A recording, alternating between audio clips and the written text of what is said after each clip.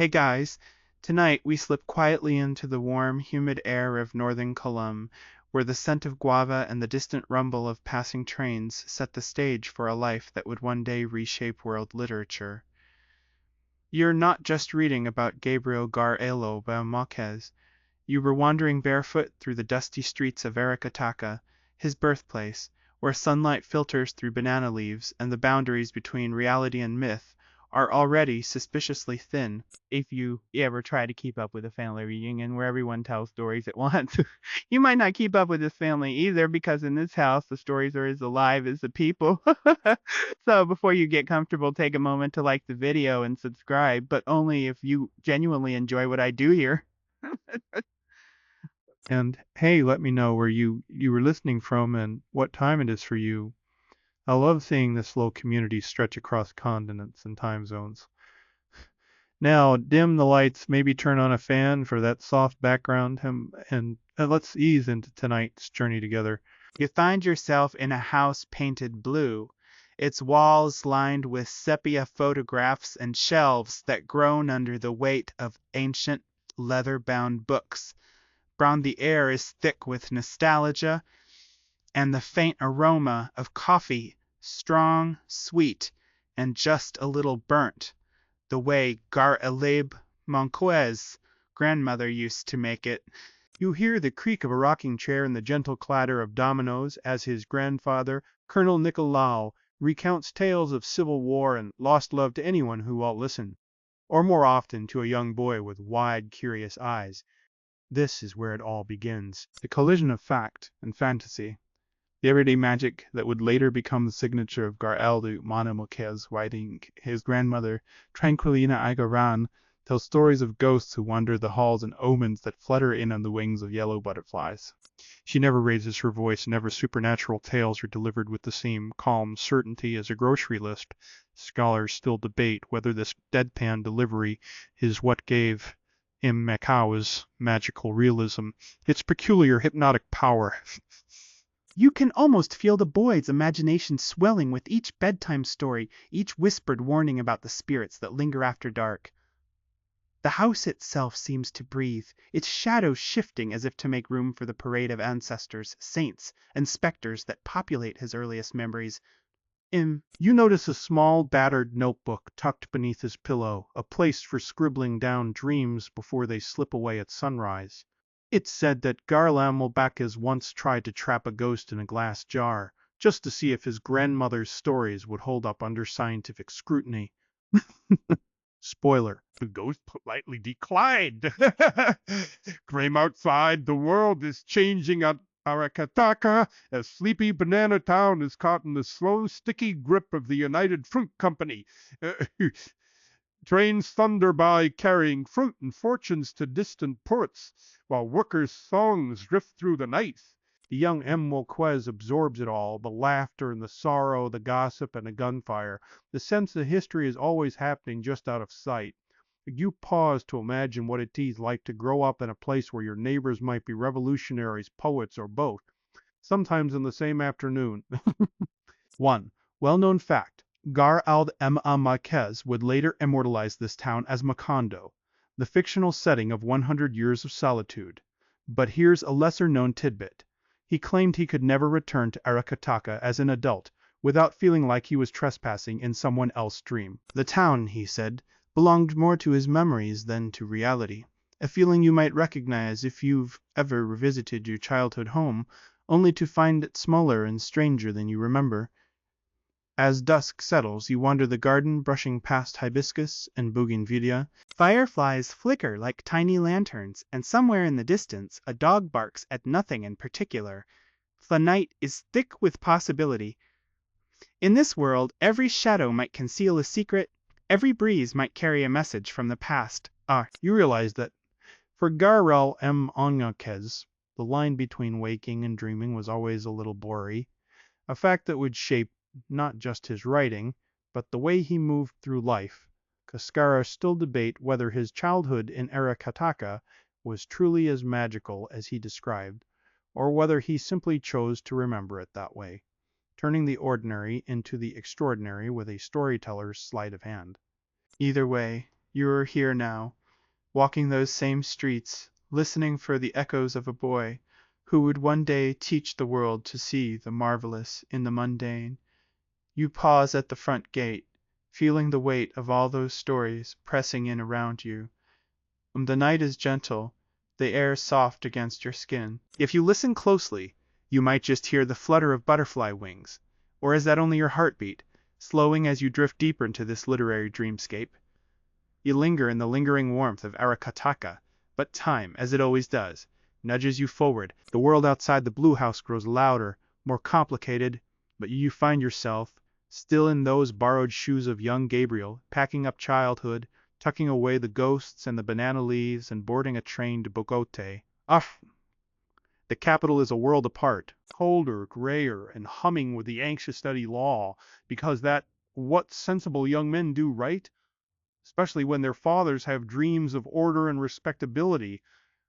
But let me be honest, you are not exactly cut out for the courtroom.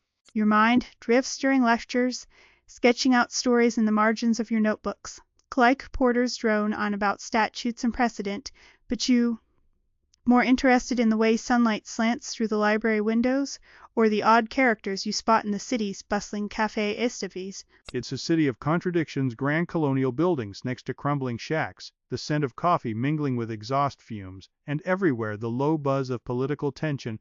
One well-known literary fact, Garlab M. Márquez never did finish his law degree. Instead, he fell in with a crowd of bohemian writers and journalists haunting the smoky bars and newsrooms of Bogota.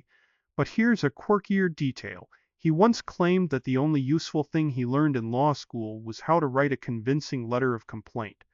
A skill that, let's be honest, probably comes in handy for any writer dealing with editors. You wander the city, notebook in hand, collecting scraps of overheard conversation and glimpses of city life.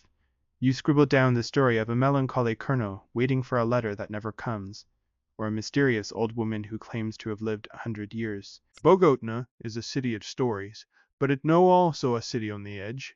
The year is 1948, and the country is at powder keg.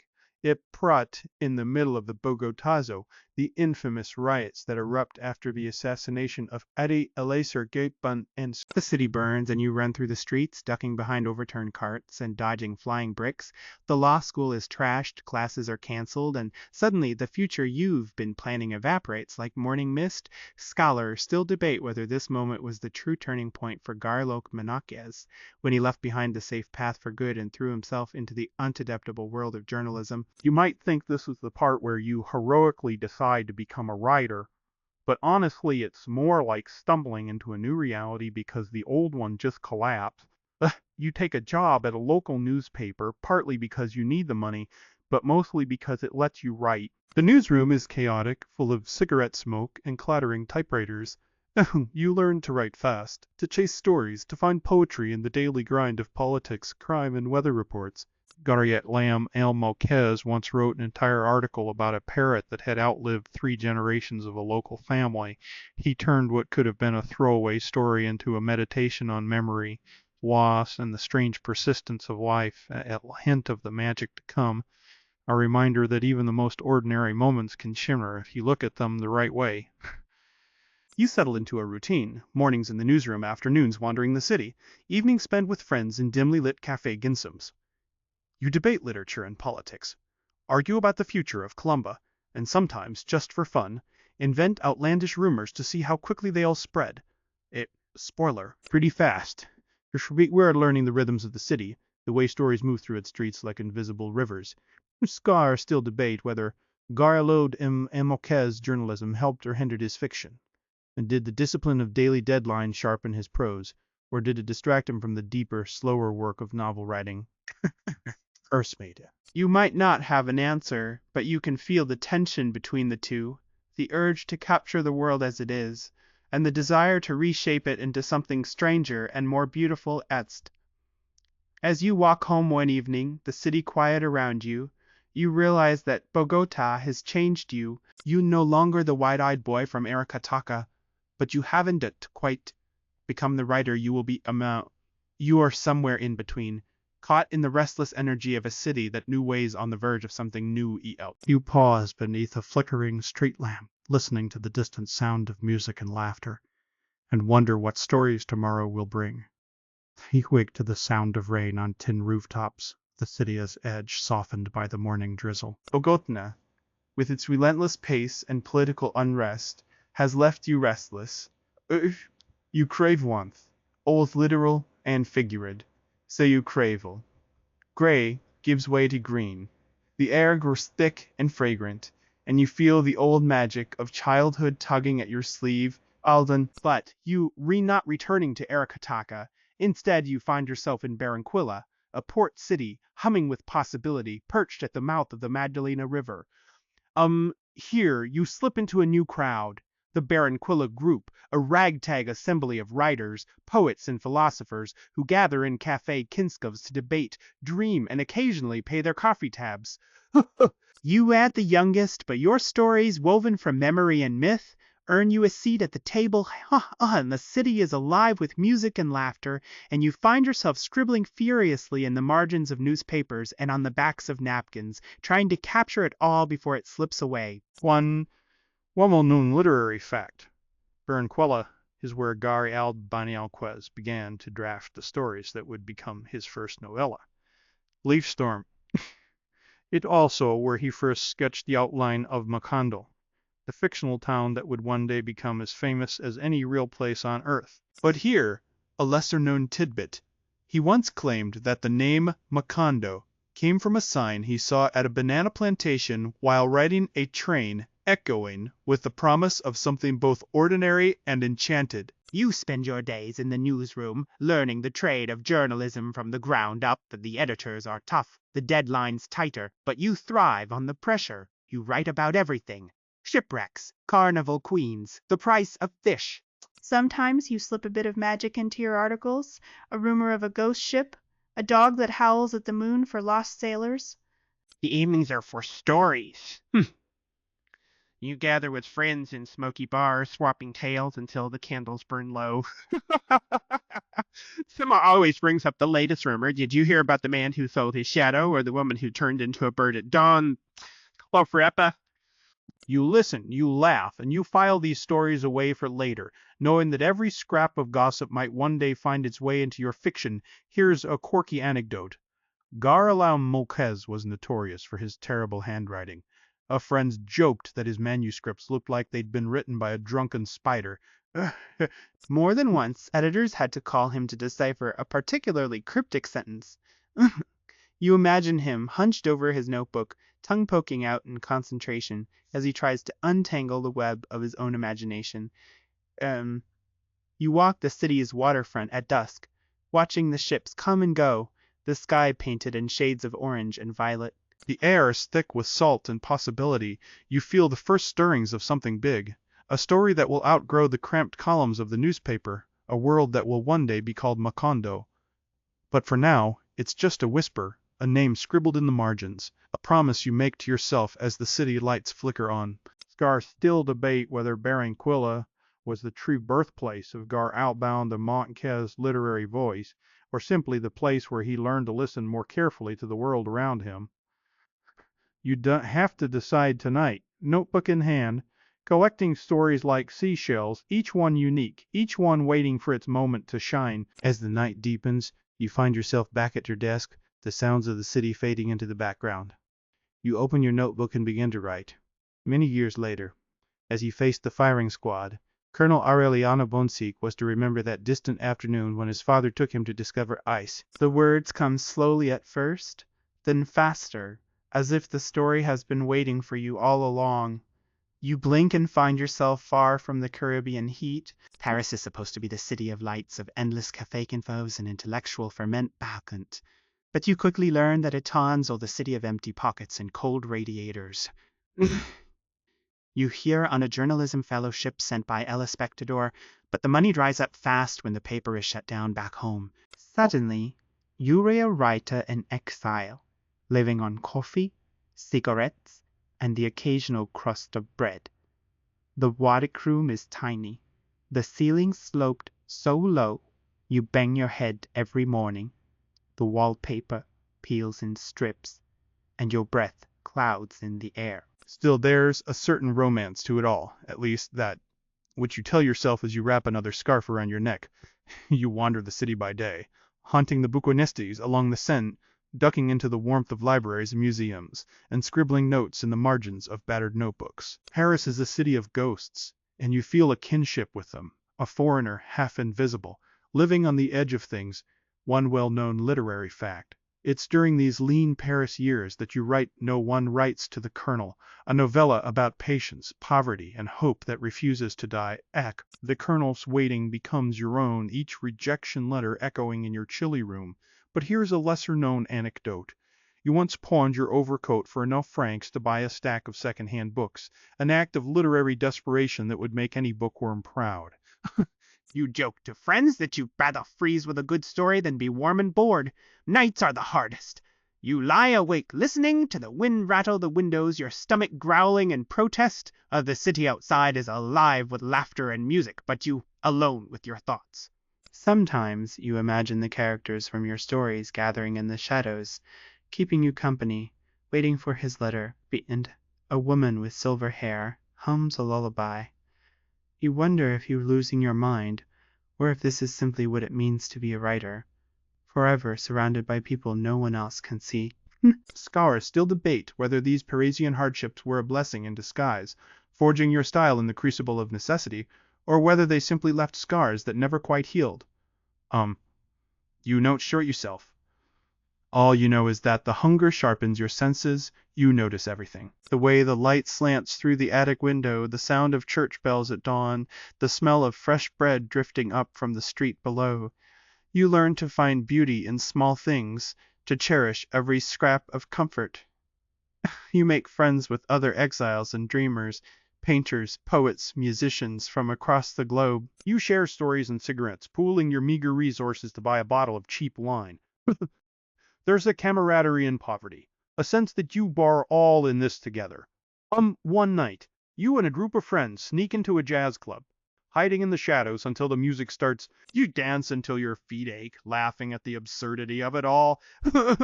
For a moment, you forget the cold and the hunger, swept up in the magic of the city. You write constantly, filling notebook after notebook with ideas, sketches, and half-finished stories. Some days, the words flow easily. Other days, you stare at the blank page for hours, willing the story to come. You send manuscripts to publishers, collecting rejection slips like badges of honor. Still, you refuse to give up. You remind yourself that every great writer has faced failure, that persistence is its own kind of magic. Yeris, a quirky detail. You develop a superstition about your typewriter, convinced that it only works if you feed it exactly 3 sheets of paper at a time. Your friends tease you about it, but you insist it's true. After all, who can say what strange rituals might summon the muse, a Mosterpeisch? As winter drags on, you find solace in the city was beauty. You stroll along the Seine at dusk, the water glowing gold beneath the street lamps. You visit the Louvre, losing yourself among the ancient statues and faded paintings. You sit in smoky cafés, eavesdropping on conversations in half a dozen languages. Determined to write your own. Do scholars still debate whether your time in Paris was the crucible that forged your literary identity, or simply another chapter in a life defined by wondering? You don't have the answer. Is that even in the darkest moments, you never stop believing in the power of stories. You fall asleep to the sound of rain on the roof, dreaming of Macondo, of banana trees and butterfly wings, of a place where magic and reality intertwine. The city outside fades away, and you drift deeper into the world you creating, a world that, one day, will belong to readers everywhere. You wake to the rattle of a Mexico City bus, the air thick with exhaust and possibility. Paris is behind you now. The hunger, the cold, the endless gray. In its place, a city bursting with color, chaos, and the promise of new beginnings. You rat still living hand to mouth, but at least the tortillas are cheap, and the sun is generous. Redius, the deers, Mercedes, and your 2 young sons. The walls so thin you can hear your neighbors' radio humming boleros late into the night. Mexico City in the 1960s is a crossroads for exiles, artists, and dreamers from all over Latin America. You blend in easily, your accent just one among many in the crowded Café Quinticos and smoky cantinas. You take whatever writing gigs you can find, magazine articles, film scripts, the occasional ghost-written memoir. It Jew's not glamorous, but it pays the rent more or less. Every peso counts, and you learn to stretch a meal, a story, and a dream as far as they will go. One well-known literary fact. It's here, in this city of endless noise and energy, that you begin writing the novel that will change your life. 100 years of solitude. But here, the Corpy, lesser-known bit, you were driving to Acapulco for a family vacation when the first line of the book hit you like a thunderclap. You turned the car around, much to Mercedes' confusion, and headed straight home to start writing. Scholars still debate whether it was divine inspiration, caffeine, or sheer panic about the bills that sparked that moment. You set up a makeshift desk in the corner of your apartment, surrounded by stacks of paper, empty coffee cups, and the gentle chaos of family life. Your sons play in the hallway, their laughter drifting in as you type. Mercedes, ever patient, manages the household and shields you from the worst of the world's domain or joke, the Yubiletan. Mexico City is a city of contradictions, ancient pyramids shadowed by neon billboards, mariachi bands competing with hawking taxis, the scent of frying churros mingling with diesel fumes. You find inspiration everywhere, in the crowded markets where vendors shout over each other, in the quiet courtyards where old men play chess, and the endless swirl of stories that fills the air. You walk for hours, soaking it all in, your mind spinning with possibilities. Hear us a fun anecdote. You and Mercedes pawn nearly everything you own to keep the writing going, her blender, your heater, even your wedding gifts. At one point, you down to your last typewriter ribbon, and you joke that if it snaps, Macondo will vanish forever. Still, you press on, fueled by equal parts hope and desperation. Scholars still debate whether your years in Mexico City were the happiest or the most stressful of your life. You remember them as both, days filled with uncertainty, nights alive with the thrill of creation. You write in a fever, sometimes for 12 hours straight, the world of Macondo growing larger and more real with every page. The city outside fades away, replaced by the tangled streets and sun-drenched plazas of your imagination. With spears, you become obsessed with the details, tracking family trees, making out the Buensky lineage, making sure every magical event has its own internal logic. You pin notes to the walls, scribbled ones on napkins, and mutter plot twists to yourself in the shower. Mercedes brings you coffee and encouragement, never doubting that you finish, even when you do. One night you step out onto the balcony, the city lights glittering below, and wonder if anyone will ever read this strange, sprawling novel. You feel both exhilarated and terrified, certain that you are on the verge of something important, but unsure if the world will care. You remind yourself that you are writing, above all, for the boy who once listened to his grandmother's stories in Aracataca, for the part of you that still believes in magic kakin. Scholars still debate whether it was Mexico City's energy or your own stubbornness that brought Macondo to life. You decide it doesn't matter. What matters is that you're here now, chasing a story as wild and unpredictable as it itself. You close your eyes, listening to the distant sounds of laughter and music drifting up from the street. Half tomorrow you'll write again. For tonight you let yourself dream of yellow butterflies, endless rain, and a town where anything is possible. A morning sunlight spills across your cluttered desk, illuminating the mountain of pages that's begun to take over your tiny apartment. The world outside Mexico City hums with its usual cacophony, vendors shouting, buses rumbling, radios competing for attention. But inside you are in Macondo now, and you are not coming out until the story is done. 18 months. That's how long you chain yourself to your typewriter day after day, chasing the tangled threads of the Buensick family. You write in a trance, often forgetting to eat, sometimes forgetting to sleep. Mercedes becomes your anchor, running the household and negotiating with creditors and pawning whatever's left to keep the electricity on. And you can disagree. Scholars still debate whether it was Mercedes' unwavering support or your own stubborn magic that kept the story alive through those leanest days. One well-known literary fact. You wrote 100 years of solitude in a single feverish burst, rarely looking back, convinced that if you stopped, the spell would break.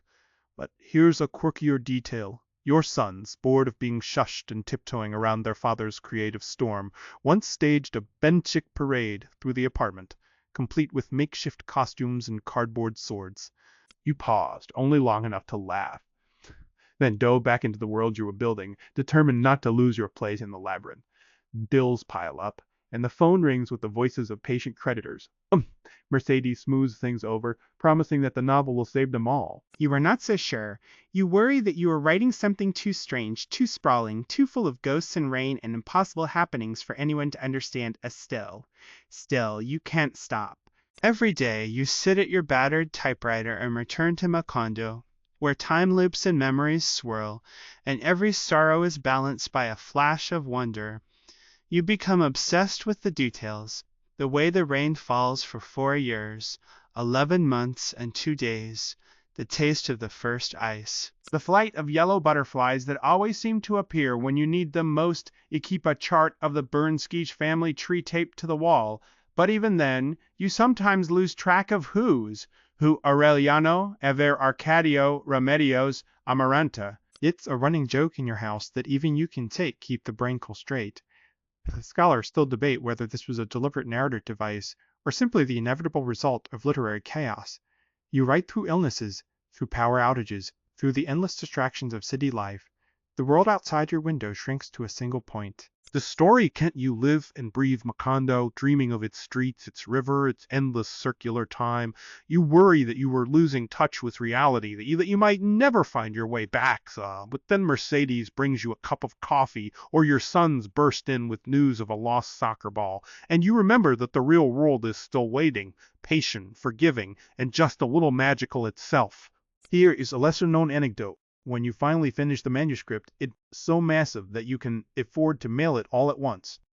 Mercedes splits the pages into 2 bundles and sends them separately, hoping at least one will make it to the publisher. You joke that if the story is meant to be, it'll find its way, even if it has to travel in pieces. A scholar still debate whether your marathon writing session was an act of genius or madness. You decide it was both. There's a kind of wild joy in surrendering to the work, in letting the story take over your life. You emerge from those 18 months exhausted, elated, and more than a little bewildered by what you've created. You step out onto the balcony, blinking in the sunlight, and realize that the world has kept turning while you were away. The city is as noisy and unpredictable as ever, but you feel different, lighter somehow, as if you left a part of yourself in Macondo. You wonder what will happen next, whether anyone will read your story, whether the world is ready for a place where magical things happen every day. You won't have the answers. All you know is that you have written the book you needed to write, the book that's been growing inside you since those childhood nights in Arakataka. You close your eyes, breathe in the scent of dust and sunshine, and let yourself hope that maybe, just maybe, Macondo will find its readers. You standing in the middle of your apartment, manuscript finally out of your hands, when the world shifts again. For months you wait, half hopeful, half dreading, wondering if anyone will care about this wild, sprawling tale of Macondo and the Buinsikit clan. Of the bills haven't stopped coming, the creditors haven't stopped calling, and Mercedes, ever the optimist, keeps telling you that everything will work out. You want to believe her, but you're not sure if you've written a masterpiece or just a very elaborate inside joke. Then one day a telegram arrives. The publisher has read your novel and wants to print it.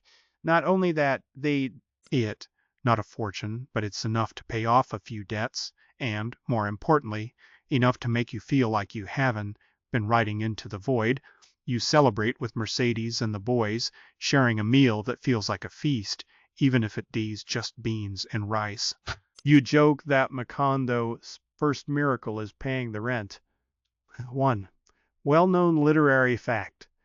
When 100 Years of Solitude is published in 1967, it becomes an instant sensation. Reviewers across Latin America and Europe fall under its spell, and within a week, the first printing sells out. Readers are captivated by the Dwin Sinket family's heartbreaks and wonders, by the town where insomnia is contagious and ghosts are as common as rain. But here's the quirkier detail. The first Spanish edition had a typo on the cover. Cien años de soledad was almost printed as Cien años de soledad. You laugh, imagining scholars still debating whether the typo would have changed the fate of magical realism forever. Suddenly, your famous love letters pour in from all over the world. Journalists want interviews, publishers want translations, and readers want to know if Macondo is real. You answer as best you can, but you know that the real magic of the book is that it belongs to everyone now. Scholars still debate whether the novel's success was inevitable, or if it was simply a case of the right book at the right time. You, too busy to care. Your days are a blur of interviews, readings, and late-night phone calls. But here's a fun anecdote. At one of your first book signings, a woman hands you a jar of yellow butterflies, convinced that you are the only person who understands. You thank her, of course, and set the jar on your desk, where it becomes a kind of good luck charm. The butterflies, real or imagined, seem to follow you everywhere now, fluttering through your dreams, appearing up in bouquets from admirers. And you travel to Spain, to France, to Argentina, always greeted by crowds of readers eager to meet the man who invented Macondo. You were both flattered and overwhelmed, a little dazed by the sudden attention. A Mercedes keeps you grounded, reminding you to eat, to rest, to call home. At your sons, unimpressed by your fame, ask if you can buy them a new soccer ball with your advance. You laugh and promise that you try. Scholars still debate whether 100 Years of Solitude is the greatest novel of the 20th century, or simply the most beloved. You listen to the arguments, the praise, the criticism, and decide that it does matter. What matters is that you wrote the story you needed to write, and that it found its way into the hearts of readers around the world. Can't you return to Mexico City a little older, a little wiser, and a lot more tired? The apartment is the same, but you different now. Famous, yes, but also changed by the journey. You sit at your desk, the jar of butterflies beside you, and wonder what comes next. The world is waiting, but for the moment you let yourself rest, content in the knowledge that Macondo is out there, living and breathing in the minds of millions. You are sitting in a Havana Quimena, the air thick with cigar smoke and the murmur of revolutionary songs. Fame has swept you across continents, but tonight you, just another writer in a room full of writers, except your companion is none other than Fidel Castro himself. Extase, a scene that would make even the most seasoned novelist blink. You, the literary magician of Macondo, trading stories and political theories with the bearded leader of Cuba, you wonder if anyone back in Aracataca would believe it. One well-known literary fact: Gabriel García Márquez and Fidel Castro developed an unlikely friendship, built on a shared love of books and a mutual respect for each other's intellect. You debate literature more than politics, though the two are never far apart in Cuba. Some nights, you discuss Hemingway's time in Havana. Other nights, you argue over the merits of Russian novels versus Latin American poetry. Here's a quirky detail. Cal, a voracious reader, once called you at 2 a.m. to discuss a plot twist in one of your novels. You answered, blurry-eyed but amused, because who can say no to a dictator with literary opinions? Scholars still debate whether your relationship with Castro was a matter of genuine friendship or political necessity. Some say you admired his revolutionary spirit. Others claim you were simply playing the game, keeping your friends close and your powerful acquaintances closer. You never quite clarify, preferring to let the rumors swirl like cigar smoke in a Havana bar. You find yourself drawn to the rhythms of the island. The slap of dominoes on a wooden table, the distant crash of waves, the laughter of children playing baseball in the street. Himona is a city of contradictions, faded colonial mansions side by side with revolutionary murals. The Sao Paulo lies with color, and feel the pull of history all around you. And here's an anecdote you like to share at parties. During one visit, you and Castro spend hours arguing over the proper way to cook Arroz con palo. The debate grows so heated that a chef is summoned to mediate. In the end, you agree to disagree, but you both finish your plates with gusto. It's a reminder that even the most powerful men are, at heart, just people with strong opinions about dinner. Your friendship with Castro raises eyebrows in literary and political circles alike. Some accuse you of selling out, of turning a blind eye to the regime's darker sides.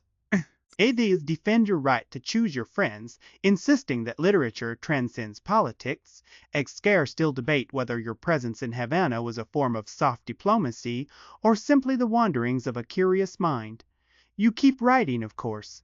The stories come as easily as ever, fueled by the island's energy and your own restless imagination. You jot down notes on napkins, sketch out characters inspired by the people you meet. Fishermen, musicians, old revolutionaries with stories to spare, the line between fact and fiction blurs, as it always does. Sometimes you wonder if you're living in one of your own novels, surrounded by characters too vivid to be real. You return to Mexico City with a suitcase full of books, a few new recipes, and a head full of stories. The world outside is changing fast, but you are still chasing the same old magic, trying to capture the extraordinary in the everyday, to find wonder in the most unlikely places. Mercedes teases you about your dictator pen pal, but she glad to have you home safe and sound. Scholars still debate whether your friendship with Castro helped or hindered your reputations up. Some say it opened doors, others claim it cast a shadow over your literary legacy. You shrug, light a cigarette, and get back to work. After all, the world is full of stories, and you should determine to write as many as you can a cunt. As the night falls, you sit by your window listening to the city's heartbeat, and wonder what strange adventure tomorrow will bring. For now you let yourself drift, content in the knowledge that, for better or worse, you've always followed your own path, even when it led you straight into the heart of a revolution. You editor standing in front of a gilded mirror, adjusting the stiff collar of a rented tuxedo, feeling every bit the imposter in Stockholm's winter chill. Tonight is Nobel night, and you, the boy from Arakataka, are about to be crowned literary royalty. The city outside glitters with snow and anticipation, and you can't help but marvel at how far you've wandered from banana trains and Caribbean heat. If only your grandmother could see you now, though she probably reminds you not to slouch and to mind your manners at dinner. One well-known literary fact. In 1982, Gabriel García Márquez is awarded the Nobel Prize in Literature, the first Colombian and only the fourth Latin American to receive the honor. The citation praises your novels and short stories, in which the fantastic and the realistic are combined in a richly composed world of imagination, reflecting a continent's life and conflicts. But here's a lesser-known detail. You nearly missed the ceremony because your suitcase, packed with your only formal suit, was lost in transit. For a few anxious hours you considered accepting the world's highest literary honor in borrowed clothes, proof that, even at the top, life loves a little mischief. The banquet hall is a swirl of crystal chandeliers and polite applause. You're seated among kings, queens, and scientists, but you cannot help feeling like you've wandered into a fairy tale. Mercedes sits beside you, regal as ever, her presence grounding you as the speeches begin. You listen to the clink of glasses, the rustle of silk, the low hum of conversation in a dozen languages, and is a world away from the noisy kitchens and dusty streets of your youth. You step up to the podium, the speech you've agonized over clutched in your hand. You speak of solitude and hope, of Latin America's dreams and nightmares, of the stories that bind us all together. The scholars still debate whether your Nobel address was a call to arms or a gentle lullaby, a challenge to the world or an invitation to dream. You let your words drift out over the audience, imagining them floating like yellow butterflies above the heads of diplomats and dignitaries. Here is a quirky anecdote. After the ceremony, you invited to a private dinner with the Swedish royal family. You spend half the meal trying to remember which fork to use, and the other half explaining magical realism to a prince who confesses he's never read your work. You joke that in Macondo everyone eats with their hands anyway, and the prince laughs, promising to visit Colombo one day. The days that follow are a blur of interviews, receptions, and endless photographs. You sign copies of your books in a dozen languages, your hand cramping from the effort. You receive letters from old friends and distant relatives, all eager to share in your triumph. At Mercedes, ever practical, reminds you to eat and sleep, to pace yourself for the whirlwind ahead.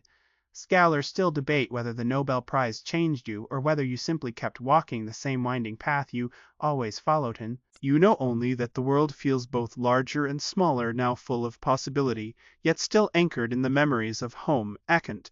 You think of Arakataka, of banana leaves and bedtime stories, and realize that no matter how far you travel, you carry those roots with you always. As the celebrations wind down, you slip away from the crowds, stepping out into the snowy night. The city is quiet, the stars sharp and cold above you. You breathe in the crisp air, feeling both exhilarated and oddly at peace. You both come a long way, but the journey is over. There are still stories to tell, still mysteries to unravel, still a bit of Macondo left to explore or you walk back to your hotel, tuxedo shoes crunching in the snow, and smile at the thought that somewhere in a quiet corner of the world a reader is opening one of your books for the first time. The magic, you realize, is just beginning. You wake to the gentle hush of Caribbean waves, the Nobel medal tucked away in a drawer, replaced by the sound of gulls and the salty tang of sea air. Fame has carried you around the world, but today you back in Cartagena, the city of coral walls and sun-bleached plazas, where the past lingers in every stone. You stroll the old city's ramparts at dawn, watching the light spill over tiled rooftops and bougainvillea. And you remember that before Macondo there is always the sea. It's here, in the slow, shimmering heat, that another story begins to take shape. You older now, your hair streaked with silver, but you find yourself drawn to the quiet corners of the city, notebook in hand. You watch couples walk hand in hand along the city walls, their laughter echoing through the narrow streets. And you think of love, how it endures, how it falters, how it sometimes waits a lifetime for fulfillment. The story that begins to haunt you is not about revolution or solitude, but about the stubborn, miraculous persistence of love. One well-known literary fact: love in the time of cholera is inspired by your parents' own epic courtship, a love that survived distance, disapproval, and decades of longing. But here's a softer, lesser-known detail. You often wrote drafts of the novel while sitting in a small cansteria overlooking the bay, sipping coffee so strong it could wake the dead.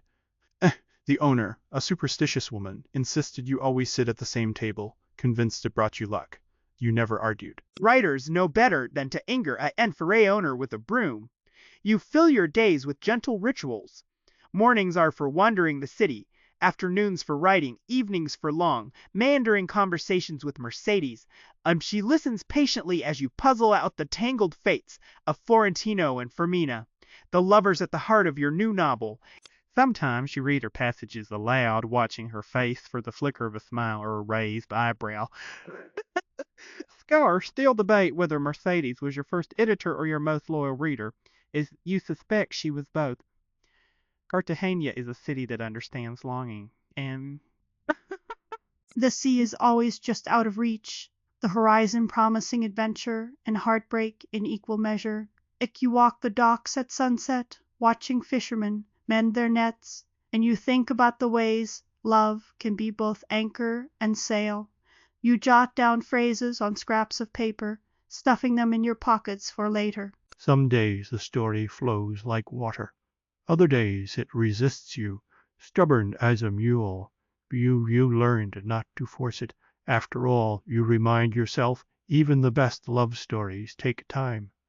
Here is a quirky anecdote. While researching the details of riverboats for the novel's final chapters, you actually chartered a small boat and spent days drifting down the Magdalena River, notebook in hand. The captain, bemused by your endless questions about nuts and paddle wheels, joked that you missed your calling as a sailor. You laughed and told him you always preferred stories to storms. Scholars still debate whether Love in the Time of Cholera is your most personal novel or simply your most romantic. You don't bother to decide. What matters is the feeling you get late at night when the house is quiet and the city sleeps. The sense that somewhere out there, someone is waiting for a letter, a look, a second chance. You finish the novel as the rainy season begins. The city washed clean and glistening. Mercedes reads the last page, closes the manuscript, and smiles. You know, you've captured something true. A love that endures, despite everything, despite time, despite even the world's best efforts to keep it apart. And you step out onto the balcony, the air heavy with the promise of rain, and let yourself be still. The waves murmur below. The city glows in the distance, and for a moment, all is calm. You have told another story, and in doing so, you have found your way home once more. You sit at your desk in Mexico City, the city's familiar cacophony drifting up from the street below. Vendors hawking tamales, children laughing, the distant drone of traffic. The Nobel medal is tucked away, the world's applause a memory, but something new and unwelcome has crept into your life. illness. The doctors call it lymphoma, and suddenly time, the most slippery element in all your stories, feels sharper, more finite. You read not afraid, not exactly, but you feel an urgency you haven't known before, as if every day is a page that must be filled before it's lost, one well-known literary fact. After your diagnosis, you begin work on your memoir, living to tell the tale, determined to capture your own story before memory fades. But here, lesser-known, quietly charming detail. You develop a habit of carrying a small notebook everywhere, jotting down stray thoughts, overheard conversations, and even the dreams you remember upon waking. Mercedes teases you that you becoming your own biographer, chronicling not just the big moments, but the small, strange ones that make up a life. You find yourself drawn to the past more than ever. You revisit old haunts, Aracataca, Barranquilla, Cartagena, sometimes in person, sometimes in memory. You write about your parents, your grandparents, the ghosts who have always lingered at the edges of your story's ecstasy. Scholars still debate whether your illness sharpened your prose or made it more nostalgic, more forgiving. You suspect it did both. The writing process is different this time. You were not inventing a world from scratch. You're sifting through the layers of your own life, trying to decide what to keep and what to let go. With some memories come easily. A beloved teacher, a family joke, the way your grandmother's stories always ended with a sigh. Others are harder, tangled up in regret or sorrow. You write them anyway, trusting that honesty is the best magic you have left. Here's a quirky anecdote. You become obsessed with the idea of impors memory triggers, objects or smells that can unlock entire chapters of your past. One afternoon, Mercedes finds you in the kitchen, sniffing a jar of cloves with your eyes closed, trying to recall the scent of your grandmother's Christmas cakes. She laughs, and you both end up baking together, the apartment filled with the aroma of spices and laughter. The cake is a disaster, but the memory is perfect. You spend more time with your grandchildren, telling them stories that blend fact and fantasy until even you can tell the difference. They ask for tales of Macondo, of yellow butterflies and endless rain, and you oblige, happy to be the magician once more. Scholars still debate whether your later years were a retreat into nostalgia or a final triumphant act of creation. You think about it sometimes, but mostly you're just grateful for the time you have. The world outside keeps spinning: politics, wars, celebrations, scandals. But you find yourself caring less about headlines and more about the small daily rituals that make life sweet. You water the plants on your balcony, feed the neighborhood cats, write letters to old friends. You marvel at how much joy there is in the ordinary, how much magic in a well-told story. You finish the first draft of your memoir on a rainy afternoon, the city washed clean and glistening. Mercedes reads it, tears in her eyes, and tells you it's your best work yet. You smile, knowing that, for once, she's probably right. On this night falls, you sit by the window, notebook in hand, and let your thoughts drift. You were not done yet, not with writing, not with living, that there are still stories to tell, still memories to uncover, still a little bit of Macondo left in every corner of your heart. You wander the shadowy corridors of literary reputation, a magical realism echoing around you like a half-remembered melody. The world now knows your name, Gabriel Márquez. a name that conjures images of yellow butterflies, insomnia plagues, and ghosts at the breakfast table. Yet, as the magic is celebrated, you notice the debates growing louder.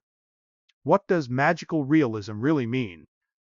You sip your coffee, strong, sweet, a little burnt, listening to the swirl of arguments, as if you were a ghost at your own party. One well-known literary fact: 100 Years of Solitude is credited with popularizing magical realism, a style that swept continents and inspired writers from Salman Rushdie to Isabel Allende. But here's the twist. You always insisted you weren't inventing anything new. For you, the fantastic was simply part of daily life in Latin America. Supernatural events, floral coincidences, and family legends told with a straight face. You once joked the real magic was convincing your editors to believe it. Scholars still debate whether your work uplifted Latin American identity or exoticized it for foreign readers. Did you open a door to the world or build a gilded cage? You amused by the question, but you know it matters. You remember interviews where journalists ask if Macondo is real or just a metaphor, and you answer with a shrug and a smile. For you, the line between the two has always been thin as a butterfly's wing. You hear stories of students in distant countries reading your novels, searching for clues to the Latin American soul. Some find inspiration, others find stereotypes. You aware of the responsibility, but you also know every reader brings their own magic to the page. You once told a young writer in Barcelona to amplifies weirdness in. If her grandmother talks to ghosts, so much the better. As time goes on, critics dissect your work with surgical precision. They count rainstorms, catalog ghosts, debate the meaning of every yellow butterfly. Scholars still argue. Are your stories political allegories or love letters to your homeland? You let them debate. For you, the real joy is in the telling, the rhythm of a sentence, the surprise of a new idea, the laughter when a story takes an unexpected turn. You spend your days reading, writing, and answering letters from fans around the world. Some thank you for making their lives a little more magical. Others want to know if you will ever return to Macondo, Agent. You ride back when you can, always careful to leave a little mystery. After all, what's a storyteller without secrets? You walk through your garden in the evening, the air heavy with jasmine and rain. You think about the critics, the scholars, the readers who have made your stories their own, Agent. You grateful, but also a little wistful. Mom, no matter how many debates rage, the real magic is what happens when someone reads your words by lamplight alone and feels the world shift just a little. You sit at your desk, pen in hand, and let your thoughts drift. You're not done with magic, not yet, Atrice. There are still stories to tell, still mysteries to explore, still a little bit of Macondo left in every shadow.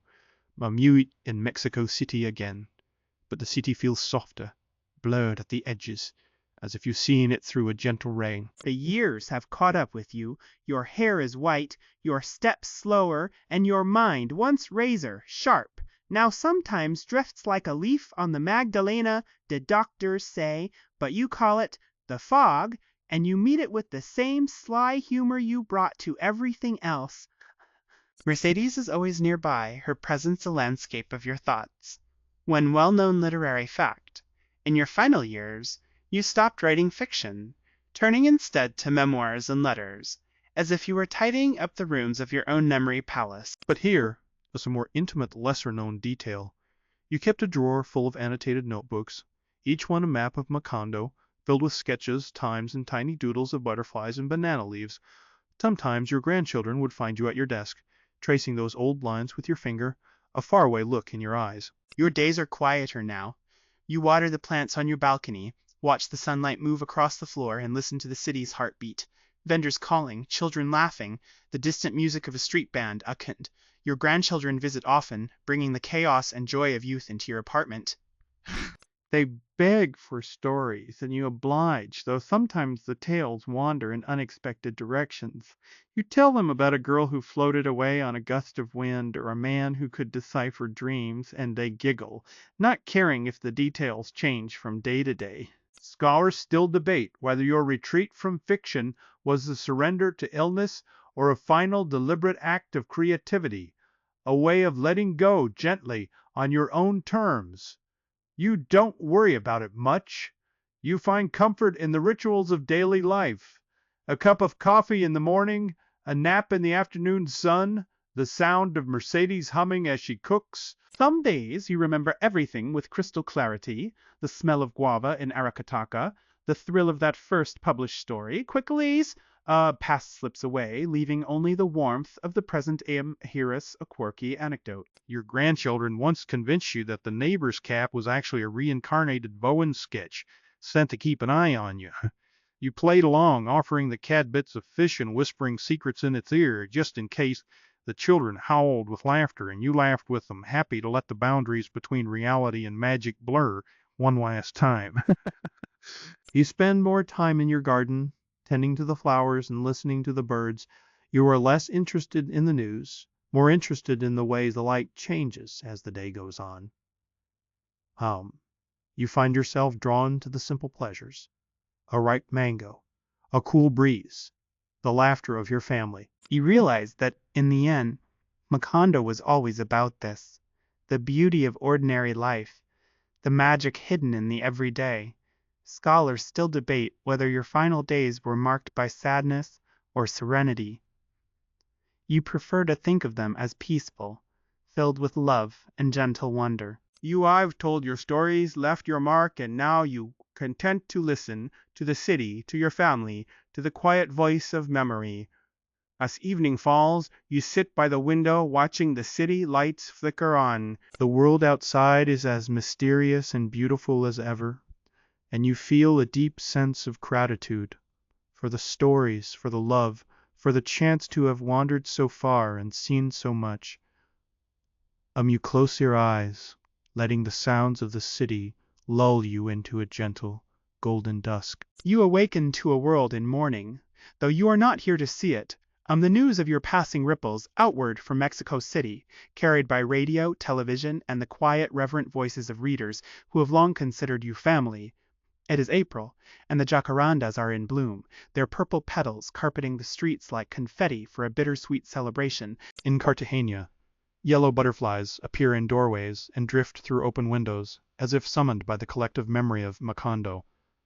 One well-known literary fact: when Gabriel Garcia Márquez died in 2014, tributes poured in from across the globe. Heads of state, Nobel laureates, and ordinary readers alike paused to remember the man who taught the world to see magic in the mundane. But here news a more intimate, lesser-known detail. In Arakataka, your hometown, neighbors gathered in the square to read aloud from 100 years of solitude, their voices weaving together the story of the Buin-Sikh family as dusk settled over the banana groves. Scholars still debate whether your death marked the end of an era or simply the beginning of a new chapter for Latin American literature. Some say you were the last of the true literary giants. Others believe your influence will echo for generations, shaping stories in languages and lands you never visited. You, of course, would have shrugged off the question, perhaps with a joke about the immortality of yellow butterflies. In Guido, a group of students lights candles beside a stack of your novels, bowing their heads in silent gratitudes. In New York, a mural of your face blooms overnight on a brick wall, surrounded by painted butterflies and lines from your books. In Buenos Aires, a midnight reading of your short stories draws a crowd that spills into the street, listeners huddled together beneath the city's autumn leaves. The world is smaller now, connected by the invisible threads of your stories. Here's a quirky anecdote. In Cartagena, a local baker creates a special Macondo bread for the occasion, shaped like a butterfly and dusted with golden sugar.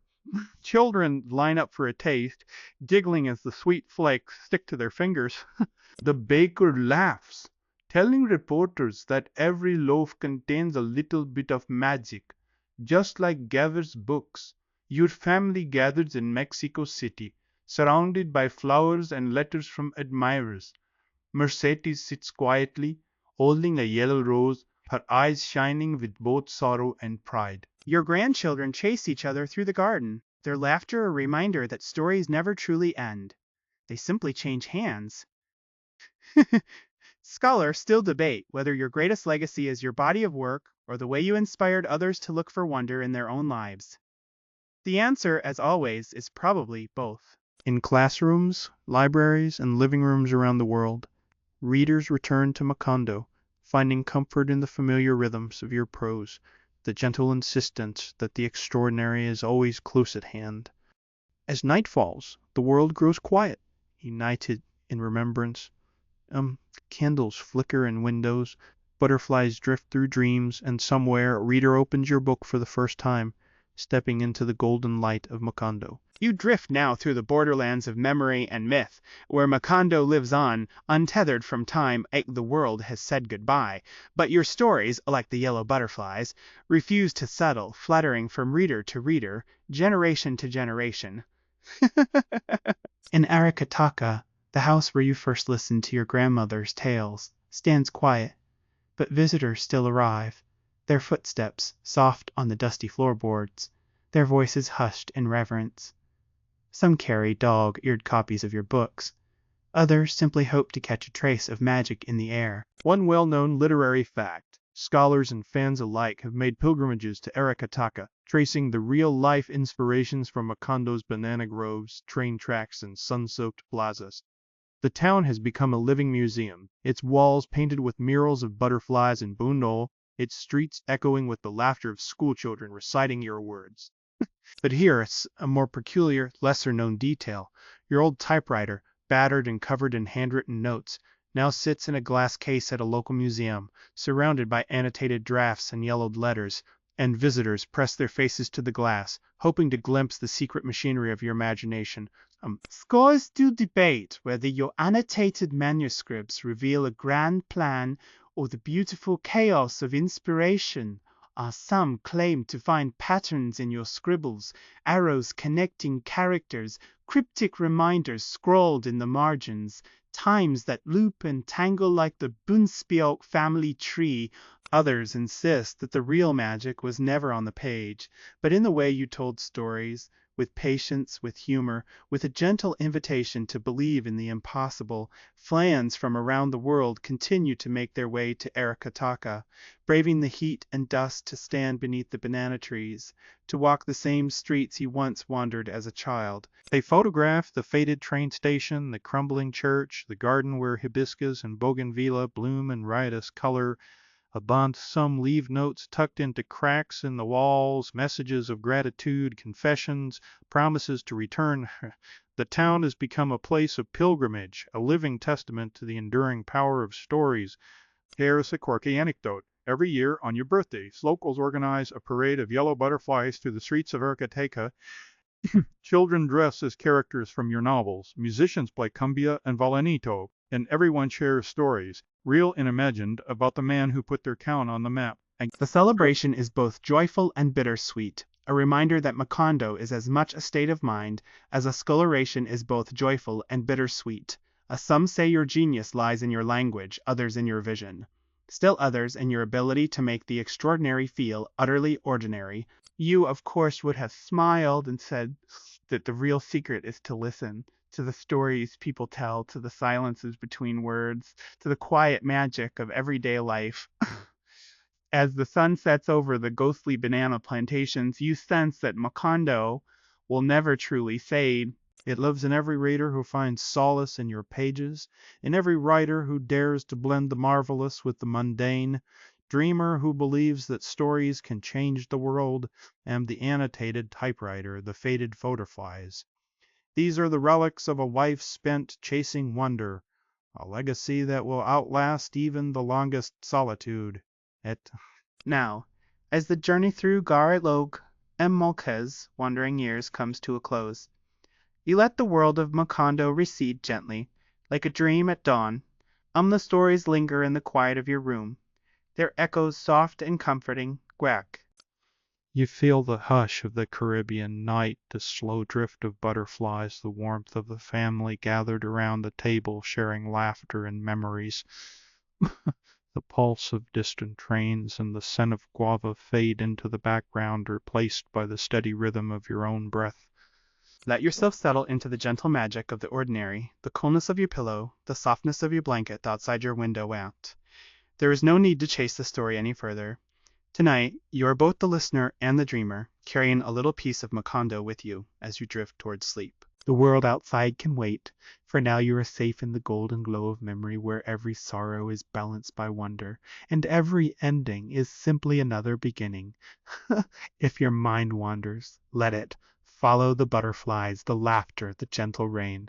There is no wrong path here, only the slow, soothing unraveling of story and time. You are in good company, surrounded by the quiet wisdom of storytellers and the gentle persistence of hope, and let the worries of the day slip away, replaced by the promise of dreams and the comfort of knowing that somewhere Macondo is always waiting for you. Rest easy, dear listener.